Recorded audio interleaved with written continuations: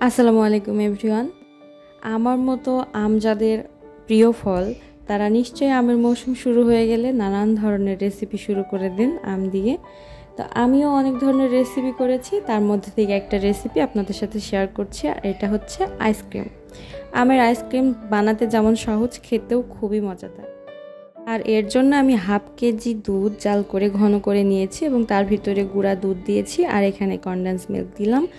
এই সবগুলো দিয়ে খুব ভালোভাবে জাল করে নিচ্ছি এবং পরিমাণ মতো চিনি দিচ্ছি। আর এখানে মিষ্টিটা প্রয়োজনের তুলনায় একটু বেশি করে নিতে হবে, কারণ ক্রিম বানাতে গেলে এটার মিষ্টিটা একটু কমে যেতে পারে। তো এখানে আমি 2টা আম সুন্দরভাবে কেটে নিয়েছি, আর আমি 2টা আম দিয়ে আইসক্রিমটা বানাবো। আর আমি একটা ব্লেন্ডারে 2টা আম কেটে নিয়েছি এর ভিতরে, আর যে জাল করা দুধটা সেটা এর ভিতরে দিয়ে দিয়েছি। আর এখন এটা ব্লেন্ড করে নেব। আর ব্লেন্ড করার পর দেখতে পাচ্ছেন আমাদের এরকম হয়েছে। এখন এটা আমি একটা বাটিতে ঢেলে নিচ্ছি, আর বাটিতে ঢালার পর এটা একটা রাতের জন্য ফ্রিজে রেখে দিতে হবে, যেন এটা সুন্দরভাবে জমে যায়। দেখুন একটা সুন্দরভাবে জমে গিয়েছে, আর এই মুহূর্তে আমি ফ্রিজ থেকে এটা বের করে নিয়েছি। আর এটা সম্পূর্ণটা আমি এখন বাটিতে উঠিয়ে নেব। একটি বড় সাইজের বাটি নিয়েছি।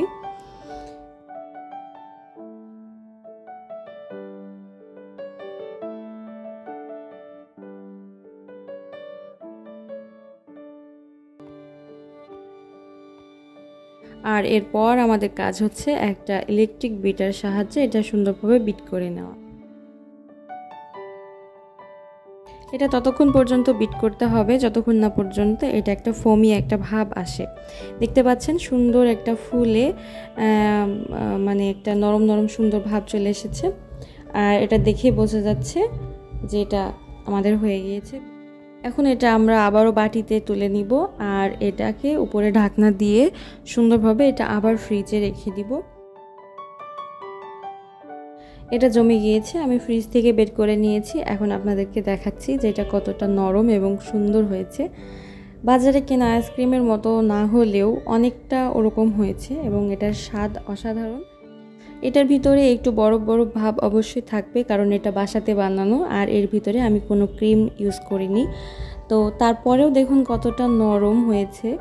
আর এই দেখুন খুব সুন্দরভাবে উঠে আসছে, যদিও একটু হালকা বরফ বরফ ভাব এটার ভিতরে আছে, তারপরও এটা খেতে কিন্তু অসাধারণ। আর রেসিপিটা যদি আপনাদের ভালো লাগে অবশ্যই আপনারা বাসায় বানাবেন, আর আমাকে কমেন্টে জানাবেন কেমন হয়েছে। সবাই ভালো থাকবেন, সুস্থ থাকবেন। আল্লাহ হাফেজ।